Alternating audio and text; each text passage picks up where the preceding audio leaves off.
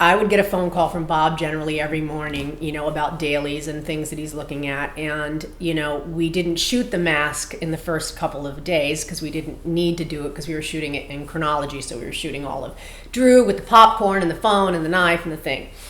And then we got to the dailies that had the mask, and it was kind of an interesting thing because I got the phone call and it was very upset saying, that mask is not scary. That mask is kind of a joke. It looks like a comedy. It's not scary at all. And then suddenly nothing was scary. And then suddenly the dailies aren't good enough. And then it just turned into this thing where it was this like snowball effect. And suddenly it was like, all right, I'm getting on a plane and I'm flying out there. So Cary Grant flew out, and said basically to me prior to flying out that his suggestion about how to handle this was that, and it was a directive from Bob, that we pull out all the masks that we had been looking at, which we had 8 or so on the prop truck. And we shoot the scenes that we were filming with a different mask each time until somebody came up, or to the conclusion rather, that they were satisfied with what mask it was. So we were horrified and we thought, well, that's just ridiculous. We're not going to do that. I mean, we should have a meeting about this, but meanwhile we're filming on a schedule and we're filming on a budget, so we can't really stop filming, and all the stuff remaining had Ghostface in it. So either you're telling us we need to shut down, or you're telling us that there's some other way to solve this, but I can't really see my way around. My producer brain's going, so if I can't film the mask, but I don't like any of the other masks, and I can't do that, so what are my options here? My phone rings in my hotel, and it's like, hello. And it was Wes, and it's like, do you like scary movies? And I'm like, okay, what's going on? And so I go, yeah, sure. Who is this? And he's like, come to my room. I'm like, okay. So I call Marianne and I'm like, did you get this call? And she's like, yes, I got this call. And I'm like, oh my God. And then, so we all go to Wes's room. And there was Wes and Stuart Besser, the line producer, myself, Marianne, and Cary Grant. And he's like, okay, so we have this problem. So you guys don't want to not, you believe in the Ghostface. I've got an issue with Bob. He doesn't like it. What are we going to do? And I had this idea because what seemed to be central here was that nothing was scary.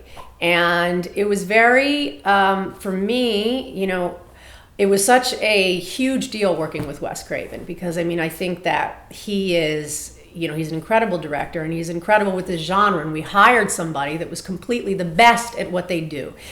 And so in a way, I felt like very protective of Wes, and I started saying, it's so uncool that you're saying that nothing's scary. It's like we just started filming. We've only been filming for 4 days. I said, I have a plan. Here's my idea. My idea is that you let us finish this sequence because we can shoot everything in this sequence. And if you don't think that this sequence is scary, and we're going to cut it together for you and we're going to send it to you. And if you think it's scary and if you think it's terrible, you can take over this movie. You can fire Wes, you can fire us all, we'll leave, and you can start all over again and make the movie that you want. But I think you're going to be happy. And so Cary looked at this idea and we made a deal. And so we got to keep filming. We got to film our sequence. And, that was one of the most nail-biting moments in sort of my career, which was we'd cut it all together and we were all like, oh my God, this is amazing. And we sent it to Bob and we were just waiting. It was like, we were on the West Coast, they're on the East Coast, they're 3 hours ahead. I was talking to the projectionist, where are they? Okay, it's threaded, it's on the thing. Okay, Harvey and Bob are walking down the hall. Okay, Harvey and Bob are in the screening room. Okay, they're sitting down, Harvey's on the aisle. I'm like getting this blow by blow. We're filming. Meanwhile, everyone keeps coming out. What do they say? What do they say? I'm like, I don't know yet. They're sitting down. Okay, it's rolling. Oh my God, Harvey just jumped. Oh my God, And it was like, I'm getting it real time on the phone, and I think they like it. Okay, I gotta go. Hang up the phone. And 15 minutes later, the phone rings. It's Bob. And he's like, congratulations. It's like that moment. It's like, it's really scary. And he said this thing to me that I never will forget because it's atypical of the Weinsteins, but he very flat out, he said, you know what? You were right and I was wrong.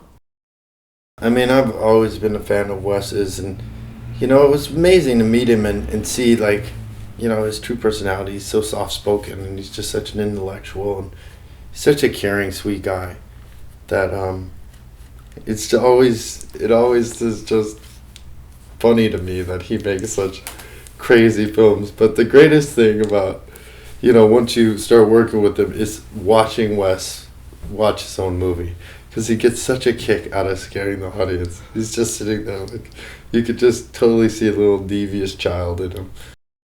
Yeah, the first movie really was really interesting as far as the connection between everybody. We all got along really great. I got along with everybody.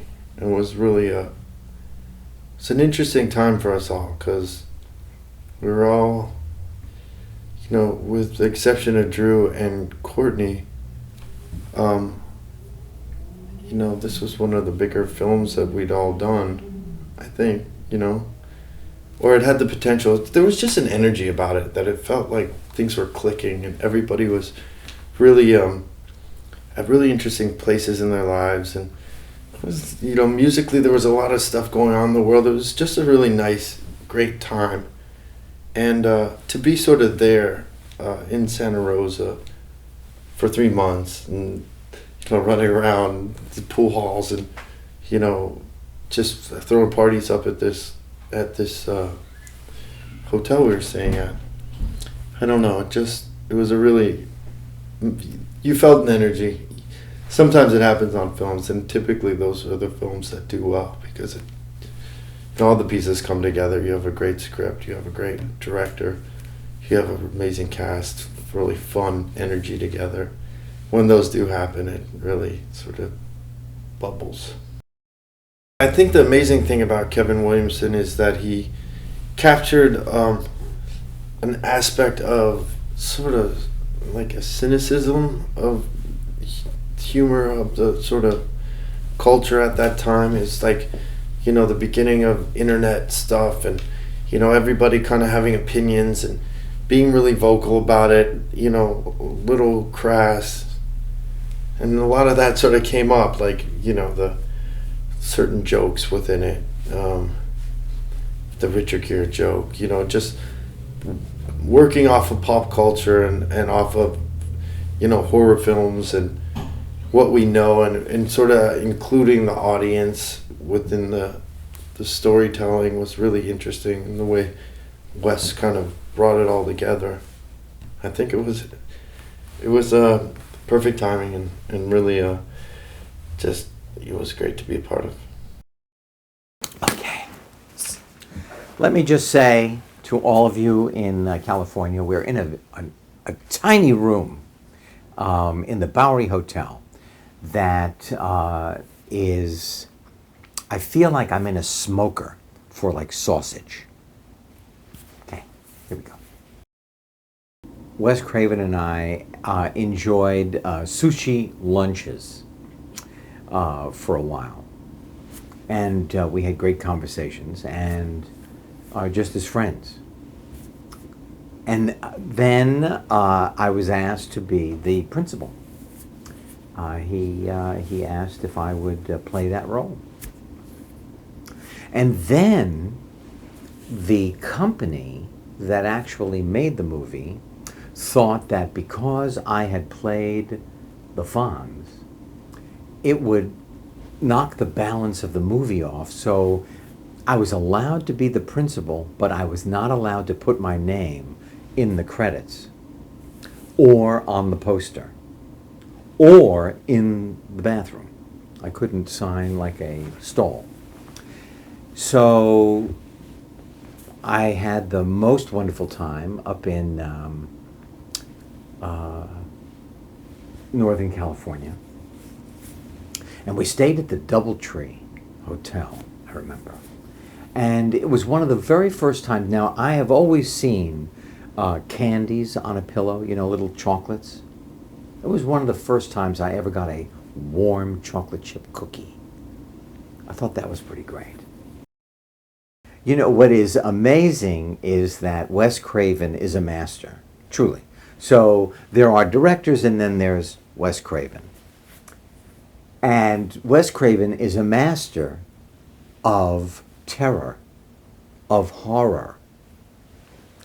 Except when you meet Wes, he is the most mild-mannered, well-spoken, articulate, thoughtful. A man you would think was absolutely an English professor at some university. And then all of a sudden, out of his imagination, has come all of this unbelievably successful stuff that I personally can't watch because it's so scary. I would jump right out of my shorts. Is the principal harsh? I think he's just misunderstood. And he quite doesn't understand how to relate to his students. Aside from that, he's perfect. I would say that if I were to give him another job, it would be demolition derby.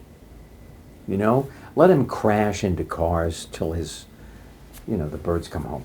It will relieve a lot of his own tension.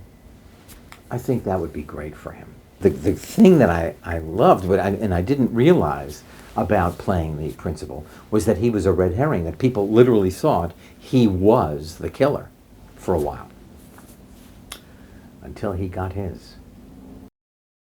Sitting in the makeup chair next to Neve Campbell, who was, or is, but was so dear and so happy to be there, I didn't see Drew.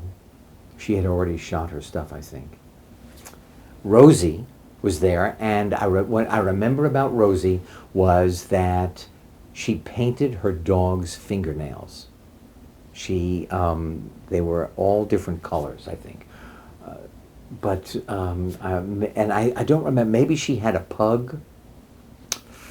I'm not exactly sure what the breed was. I just remembered that that dog was well taken care of and had great fingernails, great claws.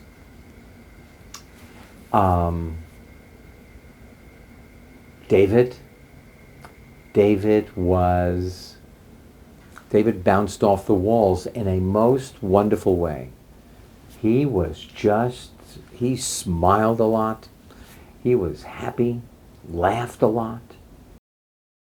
Wes Craven is a very thoughtful and a very directed director. He knows exactly what he wants and what he needs in order to create his vision. And he's also very open. So he allows you to bring your point of view to your character. But what I realized, and I also didn't know this, when you make a horror movie, there are so many more cuts that you need than your average bear, than just making your normal movie. In order to build the tension, and he was very helpful in where to look, how to look, what I was looking at, because there he was in the hallway as Freddie, being the janitor of the school. And so when I looked out of the classroom, that's who I saw, sat at my desk. As I closed the door, the killer was behind the door. Oh my gosh, it was very scary to see. I loved working with Neve because Neve Campbell is the kind of actress who is right in the room with you. And no matter where you go, she goes. No matter where she goes, you try to go with her. She is delectable. She's just a lovely, lovely actress and lovely human being. A set is run by the director. So the tone on the set comes directly from the human being at the top.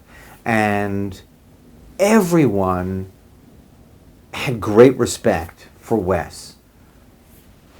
so that there was never really any bad attitude. There was never anything except for the professional focus on what we were doing at the moment. So it was a pleasure. It was a pleasure to be there. The work got done. It never seemed to be delayed. No one pulled rank. Everyone was there to make a great movie. You know, and of course, this was the very first one. So no one knew what it was going to be. You trusted, the leader. You trusted Wes. And so everyone kind of moved forward, making this movie like a flying wedge, I felt. I had never seen any of the Freddy movies. I've never actually, the last movie that I went to that scared me was Jaws. So you can imagine, when the fish came out of the water, I went out. I was propelled from the audience on the ground floor in the orchestra. I was propelled into the mezzanine. So that was the last time that I actually went to a scary movie. After that, it was The Little Mermaid. I don't think there were any alternate ways that I was killed. That was it. That was it was basically being stabbed, yelling, lots of blood. But the hardest shot on that day was they came in with a micro lens on the pupil of my eye. And you had to be very still and very patient and not blink so that they could get that shot and later put the reflection in with all the technical stuff that they do when they make movies. But I remember having to be very, very still, keeping my eyes open. I still have a mask, and I still have the mask I cut with the scissors as a keepsake from the making of Scream. And I thought that was great. I mean, I like to have a souvenir from each movie.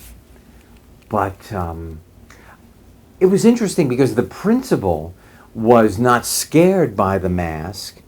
He was outraged by the mask. You know, otherwise I don't think he would be able to. And Wes, on the day we shot, was very unhappy with the regular pair of scissors that were on the desk of the principal. And he asked for the largest pair of scissors they could find. And if I remember correctly, those scissors were pretty sharp, pretty capable.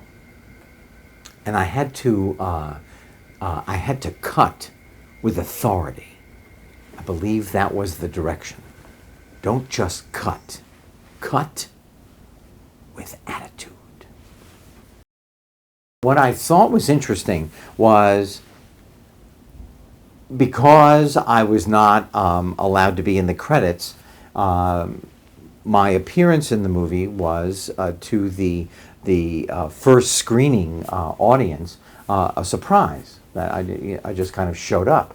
And what they didn't anticipate, I guess, is I was told afterwards my appearance got an applause. And so I went from not having my name anywhere associated with this film to being asked then to do press, which I thought was an amazing journey. You know, on the one hand, we're not going to put your name anywhere near it. We're not even going to utter your name in the halls of the company. We are going to ask you now to go on television and sell the movie. I thought that was interesting. What is my favorite scary movie? I don't have an answer for that because I'm telling the truth. I actually, except for Scream, I've never actually seen more than 5 or 6 seconds of a scary movie? When you're first starting out in your career, you read every script you get, and you're excited that your chance to star or be in a movie. And then as you start doing it after a while, you just get tired of reading stuff. And because a lot of them are overwritten, there's too much description. There's always a thing, facta non verba. It's Latin. It means action, not doing. So if there's a lot of description in scripts, it's usually not a good script. You know what I mean? And Scream was very lean.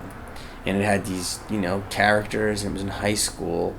And the first scene was like, whoa, just a lot of playful dialogue. And I was writing it on the treadmill, because at the time I was losing weight for Romeo and Juliet to be like a skinny, high school kid. And I was like, by the time I got the treadmill, I was like on page 60. And I was like, stop my workout just to finish it. And I just thought it was really cool. I said, I don't know what people are going to think of this, but it's different. I don't really believe that much in acting class, and I think people overcomplicate acting and make it deeper than it is, and it's just acting. You know what I'm saying? So it's funny because I went in with the script. I wasn't off book, but I was very passionate about it, and I said, this kid works in a video store, and Quentin Tarantino works in a video store, and he's a cinephile, and this kid is like a cinephile, and he's like the voice of the movie. So whatever I have to do, I have to be passionate about. So I said, okay, I'm going to be inspired by Quentin. And that's what I kind of did. But if I look at the audition, I'm on and off the book and not really totally, connecting. And, it's a credit to great people like Lisa Beach who see raw talent and know that, I could be something. And then she's like, I'm going to bring you back next week for Wes Craven. And she brought me back the next day. And I did the thing, and Wes is like, well, man, that was good. And I was like, you want me to do it again? Or an accent? And he's like, no, it was great. And, people say that, and then you're dead. And, 3 months later, I was cast. It would be hard to make Scream today because it was taking a chance. It's the Weinsteins, took a chance. And they had Wes, which is an iconic man, and he knew what he's doing. And besides Courtney being the star and Wes being that, Kevin was unknown. We had a great script, and the rest of us were kind of unknowns. And today, it's just, it's just like now, it's like I think there's room for new type of movies because everyone is either like a humongous blockbuster with guaranteed things or, nothing. And it's like, it was a beautiful time, and now everyone, I think, overthinks everything. I think I got to meet Kevin at the first table read, He was just this, kind of like this, it's funny, his office is right below mine right now. He's always in North Carolina, though. I met him. He was like a kind of, I hate to say kid. He's a little older than me, but he was like a young, fresh-faced guy who wrote this script, and he said he was an actor, and he was one of those people that was very creative, so he decided to write. I met him at the table read. He was very nice. And the first impressions of working with Wes was, for a guy that makes such, what's the word I'm looking for? For a guy that makes such, terrorizing entertainment, movies that keep you on the edge of your seat and fucking think and like that, he is calm. He is completely calm, and he is very, a loving, calm, peaceful man. And he's not like a macabre, dark Vincent Price. He's just a totally chill guy. And I thought, this is interesting. And I had just come off of Romeo and Juliet, which was, my first experience and an amazing but wild experience of, outside in Mexico City, a foreign country, and helicopter shots and, trying to beat the light and, federales and, emerging superstars and all this stuff. And it was an intense experience. And then I went to Scream in Santa Rosa, and we were like, start shooting at 10, have a cappuccino break, and, people came around with muffins, and at 6 o'clock, he's like, all right, I think we're good for today. Who wants to have dinner? You guys want to go out, get some spaghetti? And I was like, we just did a stabbing scene. He's like, it's just acting, it's fine. And so I just thought, I always thought if you're whatever's going on the screen, you have to mirror. So if you're Jason Bourne and you literally got to be off screen, and that was my first lesson in just entertainment is what it is. You can have a great movie and not have a chaotic movie experience. I do remember seeing The Mask and thought, well, it was different, but I kind of think it was that Edward R. Murrow painting, right? Like the Scream, and I thought, Leatherface, Mike Myers, Jay. I definitely thought it would be added into the pantheon if we could make a dent of movies. So I thought that was cool. But I was never a horror film guy. But by the time I did the movie, I did see a lot of horror movies. Just like, I've had like weird experiences with horror. Like I saw The Exorcist when I was 9 years old, which is, I don't recommend that. And it was just fucked me up. And I was like watching it with my neighbors, like, hey, watch this. And I was like, what? It's like, ah! It's just like Jesus, and I was because it was the devil. And the devil, you can run from Mike Myers, but it was like the devil got inside you, And then like I saw Halloween when I was like 9. So my sister took me. So like I saw a lot of iconic movies that were very scary. And I saw Friday the 13th. I was one of the first people to have a video recorder in my neighborhood. So I rented that in like 1983, like when it came out. And it used to be, it was a long story, but I used to have a laundromat near my house. And I lost money in a laundromat machine. And then turned into, it was like half laundromat, half video store. And the guy, Mr. Fong, had it. And he had Nightmare on Elm Street was one of the few movies he had. He had that and Bloodsport. I didn't want to see Bloodsport. I was like, I want a Nightmare on Elm Street. They go, you pay. And I said, no, man, because I lost a pair of my jeans here last time. He goes, no, you pay. And so I said, give me this movie and I'll forget it. So he let me have Nightmare on Elm Street for 2 days for free. And that was like how I saw that movie. We shot in a real video store. And, this was my first or second movie. And like, I had come from, even though I said I don't believe in acting class, I had studied for acting for 2 years, like just to learn it. But I was taught never to like, this movie slowly got me out of my shell, but I was taught never to like do anything with people. Like it was like, be prepared, be professional, and it was like 3 P's: professional, patient, prepared, or something. And so like, when I wasn't doing my lines, I was in my room like practicing. And so when I did the scene, I remember it being there, and it was like a tracking shot, and I had no idea what that was, and it was with Matthew, and Matthew had a good amount of experience before, and Skeet, and I think when we shot it, I didn't know that Skeet was going to kind of pop up at the end. I think Wes does that, and I kind of really was freaked out, and Skeet will grab my nose. There's a lot of things in there that I wasn't aware of. So it was very real. And I just remember just kind of going in and doing it, never knowing if it was good enough, and Wes saying, let's move on. And I'm like, really? That's it? At the time, I was doing, I always had inklings of the Jamie Kennedy experiment inside of me, and I was a stand-up comedian. I mean, I was an actor too, but like, what I loved about this movie is nobody knew that side of me.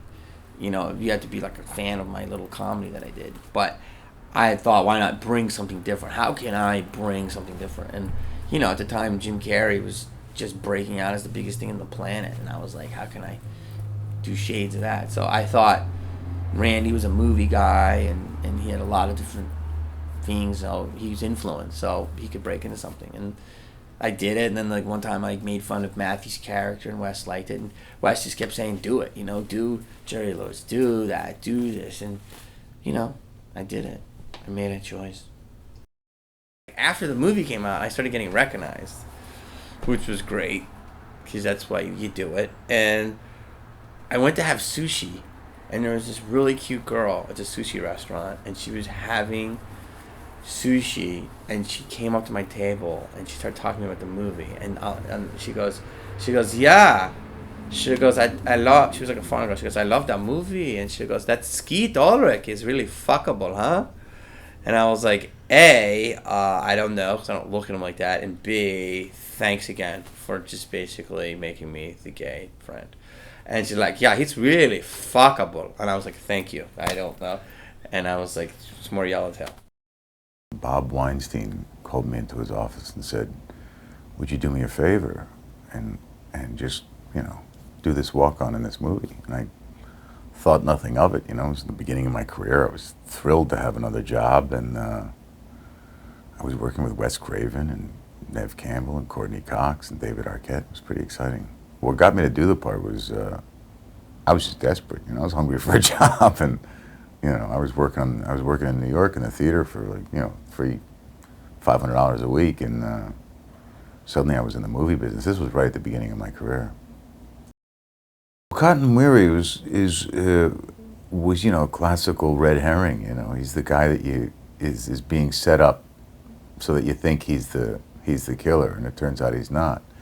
But every single character in this film is a red herring. That was what was so brilliant about it, is that they constantly kept you guessing, and I think it's one of the most successful films in the genre in that regard, that you just never knew what was going on. And I think that part of that credit goes to Wes, obviously, but I think also the decision to take out Drew Barrymore in the first sequence of the first film was a brilliant decision.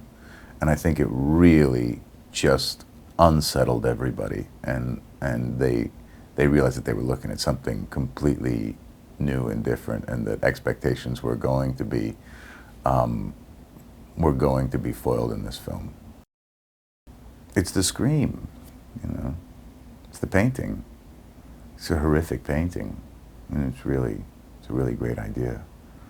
And it's so anonymous. It's such a violent facial expression too. It's such a violently painful facial expression, and to me, it's like the epitome of madness. Yeah, I think that's what makes it so effective. For me, Scream was like horror genre on steroids. It was just that much faster, that much funnier, that much scarier, that much better. And it was really, I just remember at the time when we did it that thinking how smart Kevin was, and how and Wes, and that audiences grow up with these films, and they, while they may not be film students, they start to understand the dialectic of the medium. And Kevin was writing material and Wes was directing material that gave the audience a lot of credit in terms of intelligence. And that's what made it so much fun, that it really was a thinking man's horror genre. And on top of that, it had the populist stuff and the irony and the comedy. And I don't know why it worked so well. It's one of those things, lightning in a bottle. Music seemed to be the only thing that's really come easy to me since I was a little kid. So I knew early on that I wanted to do music. My parents didn't really want me to pursue it, so I didn't go to music school straight off. But then they saw that I was really dedicated and said, "Well, welcome to music. You're on your own." I have a real hard time with horror movies. Scream is actually the first horror movie I'd ever seen, and I think it's a little bit ironical that I was hired to do it, but yet, I was trained in 20th century music, and a lot of sort of the extended techniques and the language lends itself really well to doing horror movies, setting up sound environments and very dynamic shapes, and so it went easy. Although I can't say it was the first time when I got hired, there was a screening of Scream, and I sat next to Wes, and it was just temp music and stuff in there. But I almost jumped out of my seat. It's a little bit of a story, but I in a condensed version, I had done a few smaller things, movies of the week and so forth, and Wes was looking for a composer. He had an assistant that knew somebody that had heard of me, and Wes asked me to come in, and he heard a tape of mine which he liked, and he showed me the beginning of the movie, that scene where Drew Barrymore gets killed. It's about I think a 12 or 13 minute long scene, and he said, "All right, well, why don't you take this home?" It was on a Friday afternoon, I remember. "Why don't you take this home and write the music for it and bring it back Monday morning, and let's see what you got." And so I panicked and said sure, and brought it back Monday, and liked it a lot, and cut it into the movie. They then had a screening somewhere in New Jersey for like a test screening, like a few days later, and it tested really well. And I remember Wes called me from there and said, "Well, you're hired if you want the job." And so that was the beginning. That basically started my career. In Sydney's theme, yeah, I think one of the advantages, or I don't know if it's an advantage, but the fact that I really hadn't heard a lot of seen horror movies, I wasn't really sure a lot of the conventions. In fact, Wes really sort of trained me in a lot of the stuff and how to approach certain scenes, which I can talk about. But with Sydney's theme, I remember thinking, first of all, I wanted to set up an environment which was a little bit mysterious, and I thought it might be neat to use the human voice, like a female voice, to identify with her character. The voice is always, the instrument that's most human-like, and so behind that, I have sort of a bed of whistling, which is very soft and it combines with the strings, and I think that provides sort of an eerie character to the background of that. And in fact, since we were very low on budget, I actually got Wes and all the producers to whistle along with the orchestra. We may have to do that again. It sounds like there's no budget on this one. So that was the main, I think the main consideration, and also a theme that sort of can be played motivically, but also develop over the course of slightly longer scenes. I think the place where it's probably the best developed in the first movie is a scene where she's, I think, lying down on the couch and wakes up and looks at the clock it's ticking, and then it cuts to outside, sort of the hills as it's turning dark, and that it's going to get very ominous from then on out, and so giving a sense of foreboding, but also almost like a lament to it. She's vulnerable. There's a certain melancholy about her persona, and just identifying with those things. In order to make a scene scary, you might set up some sort of musical tension, and then I would play right up to where something happened. Wes said, "Well, instead of doing that, why don't we try? You set up this tension, and then when the audience is really on edge, instead of building to this moment, you actually take the music out, and then it sort of drops the floor out from the audience, and there's no crutch to hold on to it, and leaves them more on the edge of their seat. And then when the closet door opens and out jumps the ghost, like there's a scene in the first Scream movie again, in her house before she runs upstairs, where exactly that happens, and it makes it much more scary. So things like that are conventions that I really sort of had to learn. Yeah, and you can see the movies got bigger and bigger. The first Scream one is much thinner. This actually it only had like 60 minutes of score in it, and then the second one had like 85, and the third one had like over 90. Back then, it was a little bit different than recording the way we do today. We had something called streamers and clicks, so you would conduct. I actually conducted this one, but you would have a stopwatch and know where things are by how many seconds and frames you are in, and then when you saw a streamer come across the screen, you know that you're coming up to a hit point, so you try to land with that, and then that cut Sid running. And you've got all the track titles at the top of each section. Yeah. Let's see.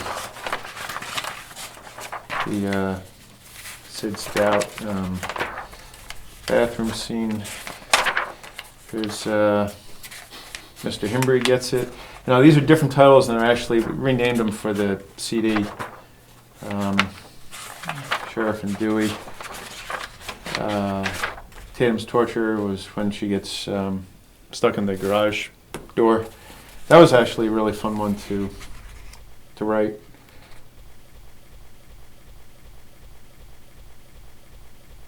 I don't know. Was there ever a two-disc release of the Scream 2 soundtrack? I pissed off a lot of fans because the only CD that officially came out was a combined Scream 1 and Scream 2, I think, in one CD. Or I think it's 2 and 3. Oh, 2 and 3. Yeah, it's 2 and 3. Okay, 2 and 3. And there was so much music, and because of union regulations at the time, there was only 15 minutes from each score on it. It was a 30-minute CD, so people were pissed off, rightfully so. I just come out from New York, and it was like my first kind of film audition in LA. And I was there for a week, and I had 3 TV auditions, and I booked 3 TV auditions, and I booked this Scream thing, which at the time was a Wes Craven movie, and Wes wasn't what he is after this trilogy. And I was like, yeah, it's like a little horror movie, whatever. And I got the part, and I went off to do the movie, and I distinctly remember sitting in the back of a van, and everyone was going to work, and somebody, said, what are you doing next? And I said, well, I'm probably going to go off and do this TV show, thinking that this little movie would never do anything, that it would just be like this other kind of little horror movie that nobody would ever see. And cut to here we are 20 years later, and it seems to be doing okay still.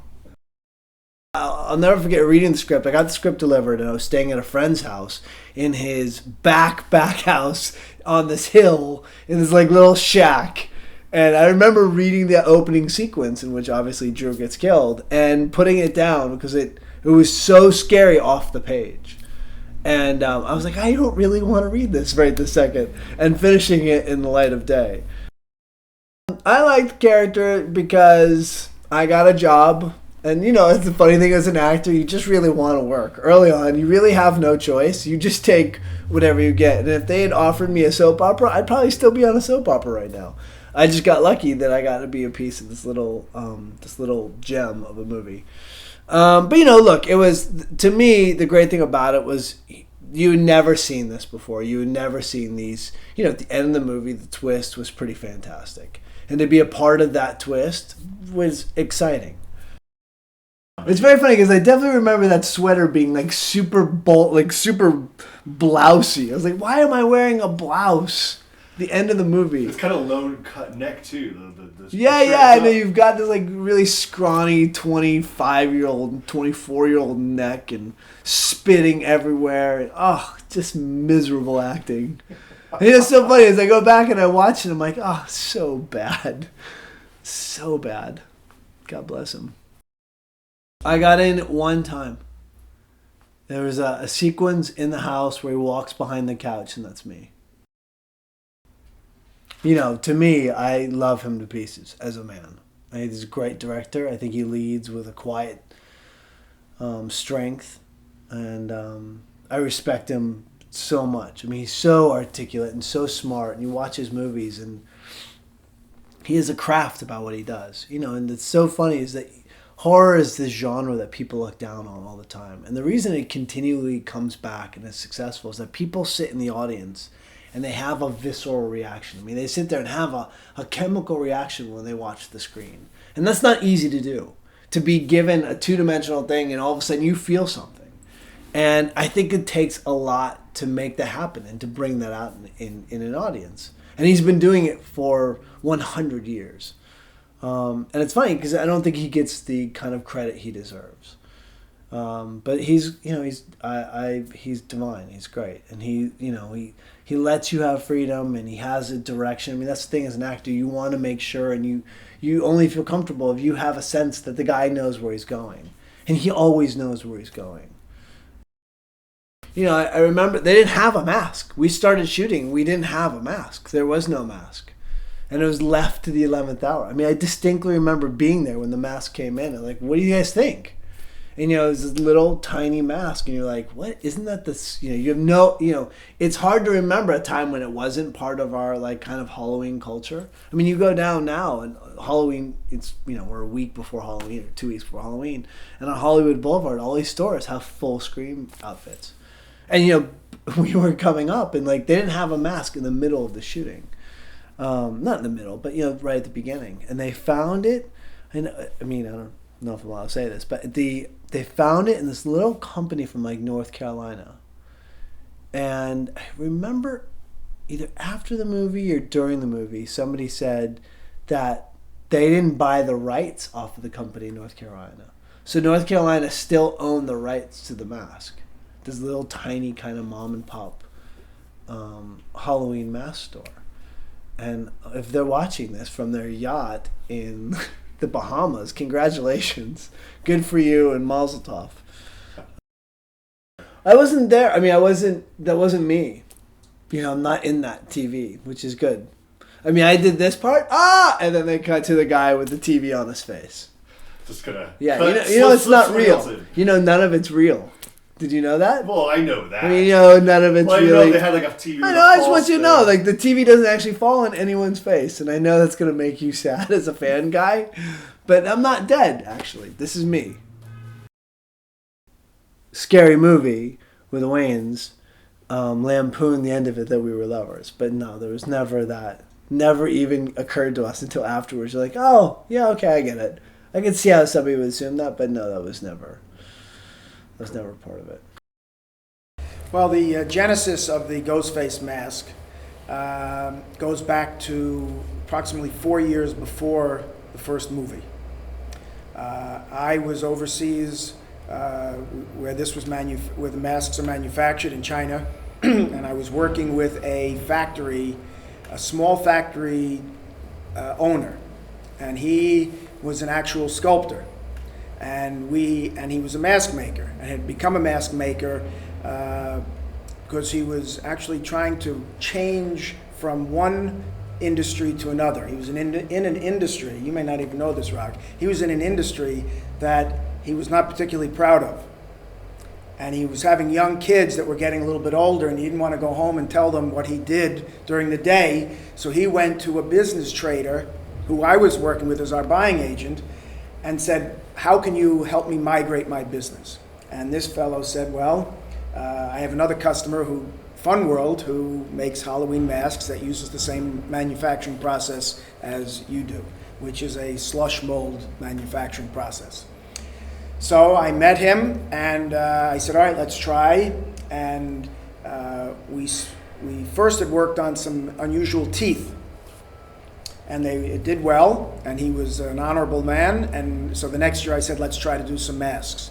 And I was with him, and we were working late for a week.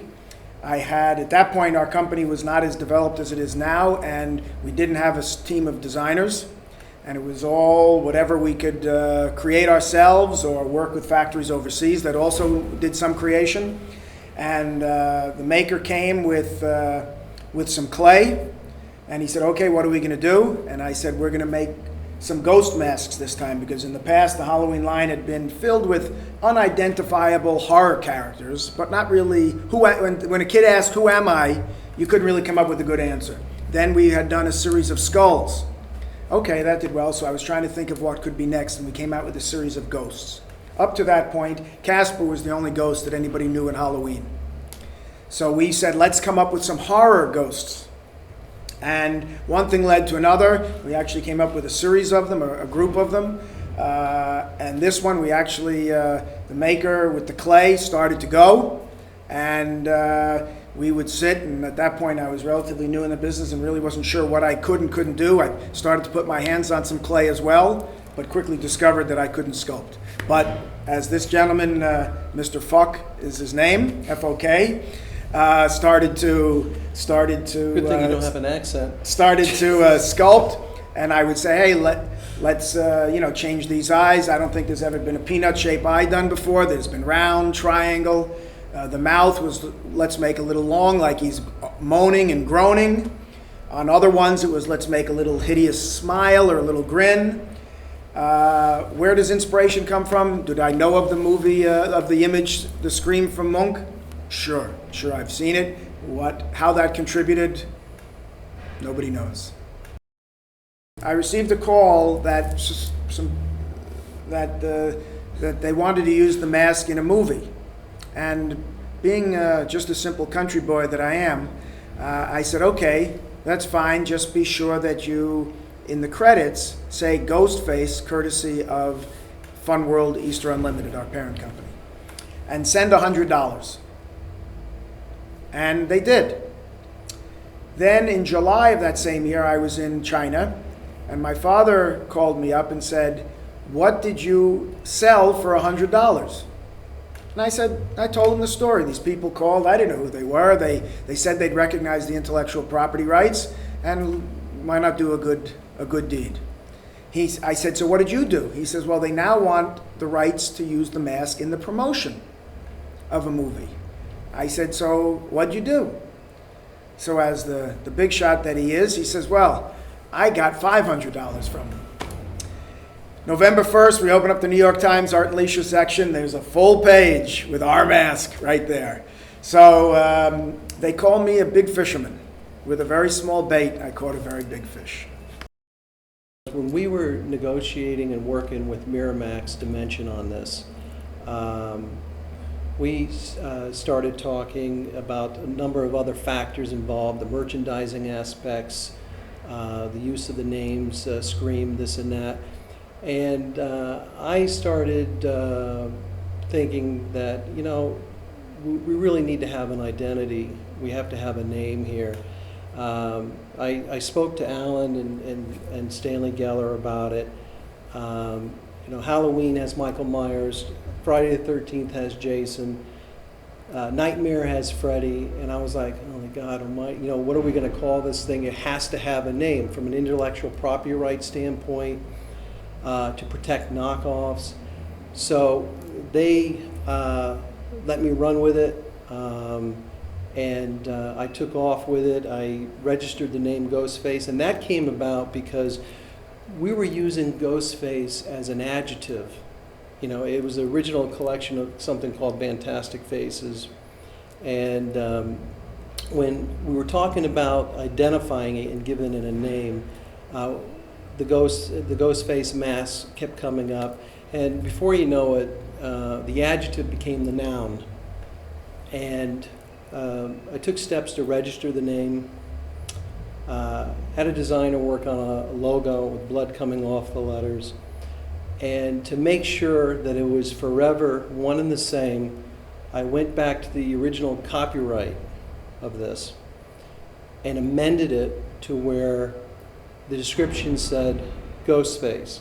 So forever, the image and the name are one of the same. It's officially Ghostface, and that's been since, I think, '98. So that's how that came about, and I think it was the right thing to do. I think my feeling is the marriage of the mask and the movie. He showed his stroke of genius by having the vision to see that this mask would go well with what he was doing in the movie. And in my opinion, I think what he did with Drew Barrymore in the beginning, the fact that she's in there in the first 10 minutes, a major character being killed off, which is something that was very rare for the time when it happened, the unpredictability of the movie, word of mouth, all of that contributed to the fact that it was bouncing in and out of the top 5 or 10 movies. After Scream 1, there was no discussion about changing the character. The only changes that have come up were when Scary Movie came up after the third Scream, so that was the spoof, that was motivated by the Miramax group. Since then, which is now 5 or 6 years after Scary Movie, and Scream 4 is coming, prior to Scream 4, we did, internally, we said, you know what, the classic Ghostface mask is still strong, but let's try to see what we can do to come up with a second or third look that still has the essence of Ghostface, but has a little different look. And as you'll see, we've done that very successfully. You know, I've always believed that in this particular case that you needed to be careful with it. I mean, an action figure, as far as I think the first figure we did was with Equity Marketing. And by the way, you'll notice that they have Ghostface on the packaging there. I wouldn't even allow the licensing to go through unless they used the term Ghostface on the packaging.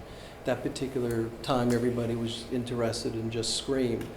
But thinking 15 years down the line, I wanted to make sure that went on. As far as the licensing strategy, I think what you saw, most of it probably had something to do with Halloween, with the exception of the action figure. I just, felt that if you started seeing it on everything, and by the way, you do see it in a lot of unauthorized knockoff product, but you add that in with all the things that if we were to start adding it onto toilet paper and all these other little things, I don't believe that, I just believe that the impact of it would start to fade.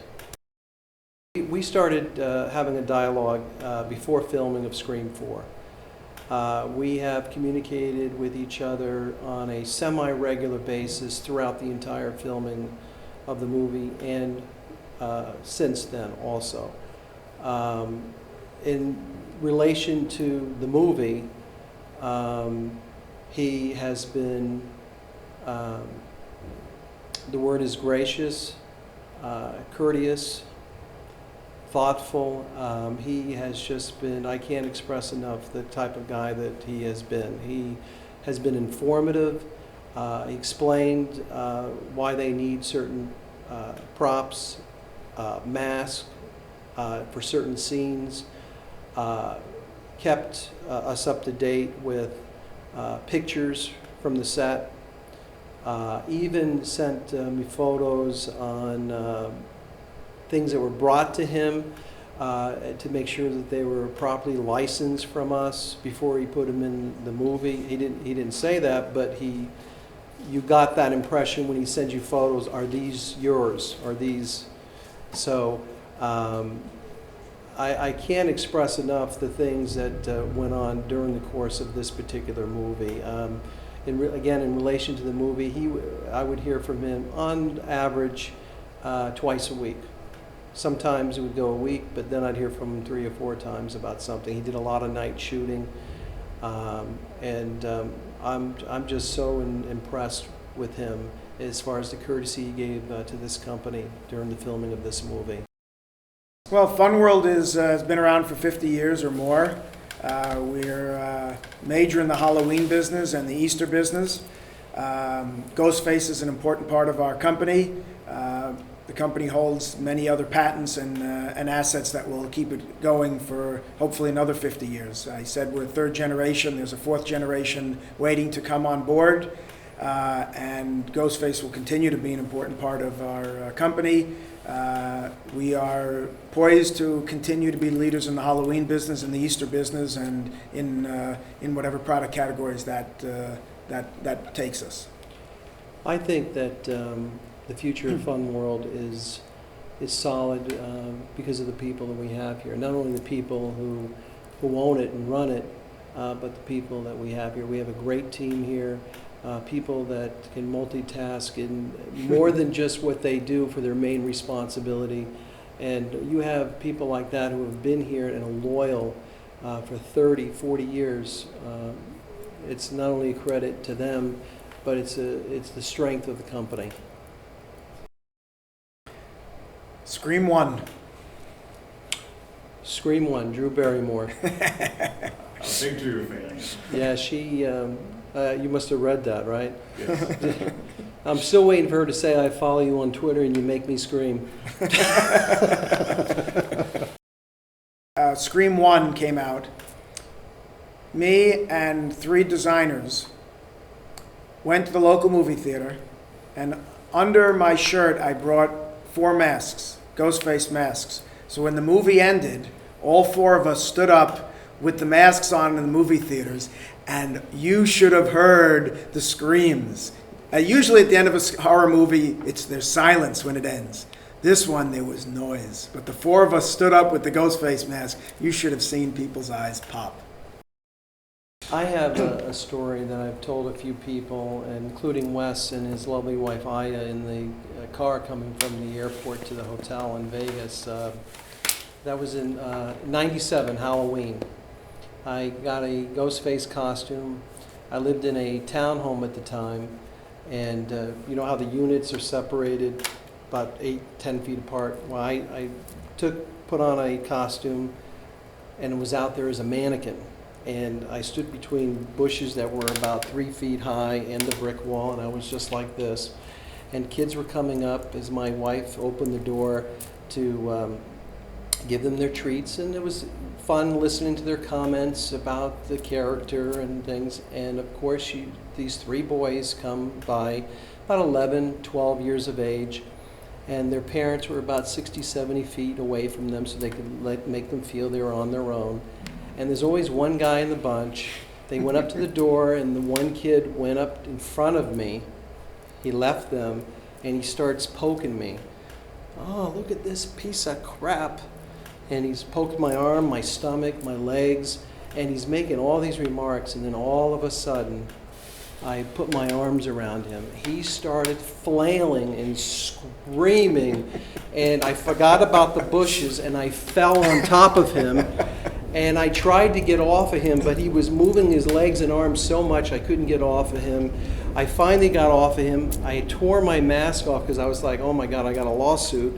And he stands up and he starts going like this backwards, and he falls on his back. He's laying on the lawn. His mother comes running up, and I'm like, I'm sorry. And she looks up at me and she goes, he shit his pants. And I said, I'm sorry. And she says, I saw everything and heard everything. He deserved it. So I got off the hook. There was a funny thing.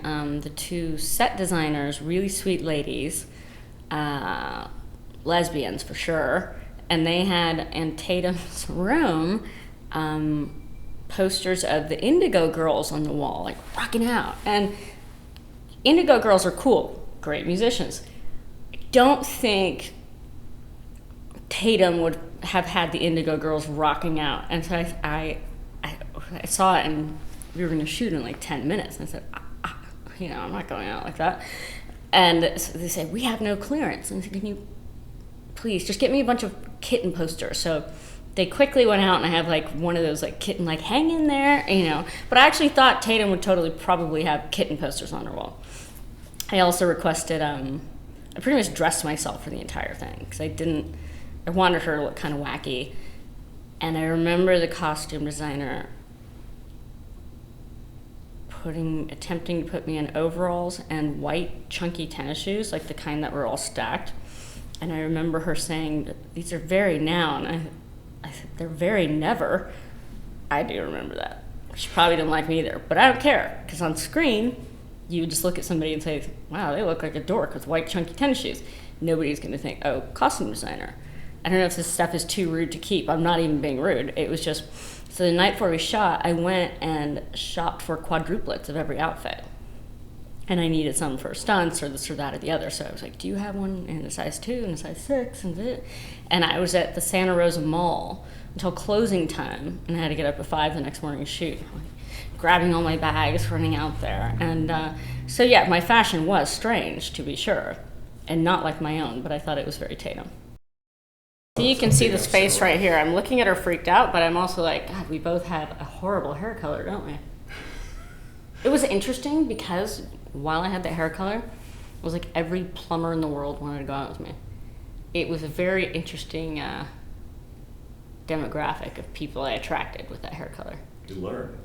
A lot of people that work with their hands.